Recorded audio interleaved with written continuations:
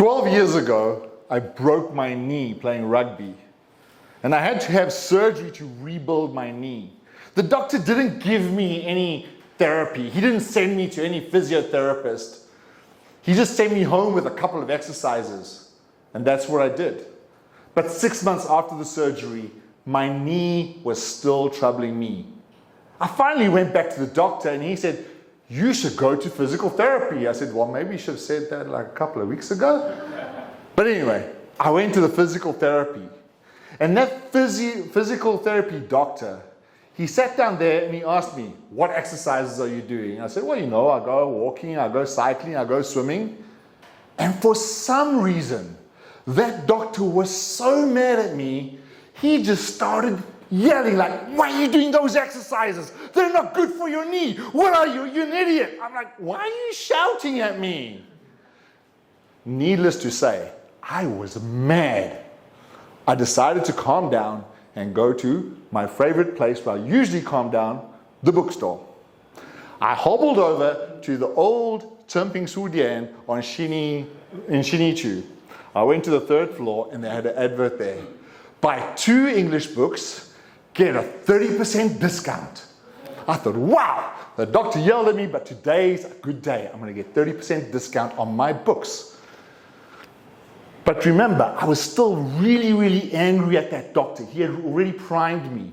I chose my 2 books. I went to the counter. Now, my math is not too bad, right? And it was about 1,000 NT. And I know 1,000 minus 300, which is a 30% discount, is equal to 700. And all of a sudden, they charged me 800. And I was like, why are you charging me 800? And they said, because this book's got a discount, but this book doesn't have a discount. And I said, but there it says, buy 2 English books, you get a 30% discount. And he said to me, Dosha, the Chinese says something else. And I said, I don't read Chinese. And he said the worst thing he could have said to me, you've lived in Taiwan long enough, you should read Chinese. Well, I was mad, and I started yelling at this guy, screaming at him. I was shouting so loud, the whole 3rd floor ran. I am so thankful smartphones were not ubiquitous, because I would now be on the internet forever. The one customer came up to me to like confront me, and I just walked up to him with death in my eyes. The little manager, who's the same size as Amy, she jumped in between us and stopped me. But finally, I got what I wanted. My 100 NT extra discount. Negotiation, the ugly. A few months later, my late wife Queenie and I went on a vacation to Laos. And when we got to Laos, we had bought this brand new Nikon camera. 5 days into our trip to Laos, the camera broke.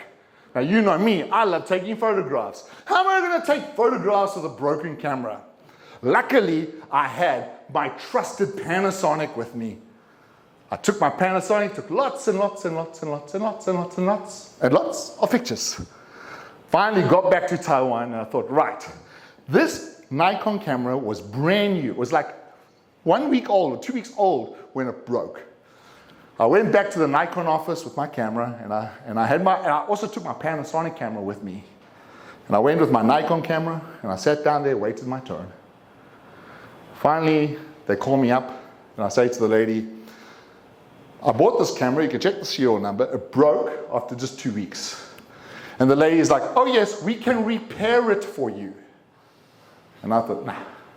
I don't want a repaired camera. This is already damaged goods, you know? I don't want damaged goods. I want brand new goods. I want a brand new camera.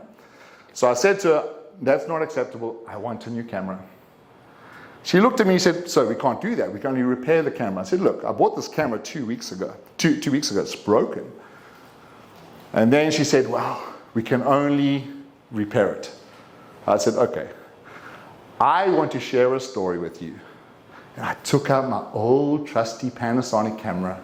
And I said to her, a long, long time ago, about 7 years before that, I bought this Panasonic camera. This Panasonic camera survived the wilds of Uzbekistan, survived the mountains of China. This Panasonic camera is still working, and if I did not have this camera, I would not have any pictures. And I told her this long, elaborate story about my Panasonic camera. And eventually she said, oh, I will call my manager.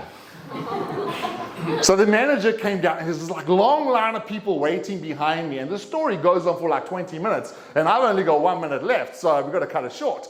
But they call the manager, and as the manager sat down, the manager said, how can I help you? I said, I have a very long story to tell you. This was my Panasonic camera. And after repeating the story, which went on for about 10 or 15 minutes, to the manager, I finally got exactly what I wanted. A brand new camera. They're beautiful. Negotiation is always a difficult thing. There's many, many different ways we can negotiate. In the first way was sheer force, anger, frustration. The second way was gentle, calm, storytelling. In both cases, I got exactly what I want. But as I've gotten older and reflected on those two stories that happened quite close together, I've thought to myself, what was more important? The relationship or the result? Of course, we always want to get what we want. And of course, I wanted my discount. Of course, I wanted my camera. But there are ways to get what you want without hurting or damaging people. Although I feel that the guy at the counter at Timping was very rude to me, I still could control myself. And so I think in the future when I negotiate, I will try the beautiful, not the ugly.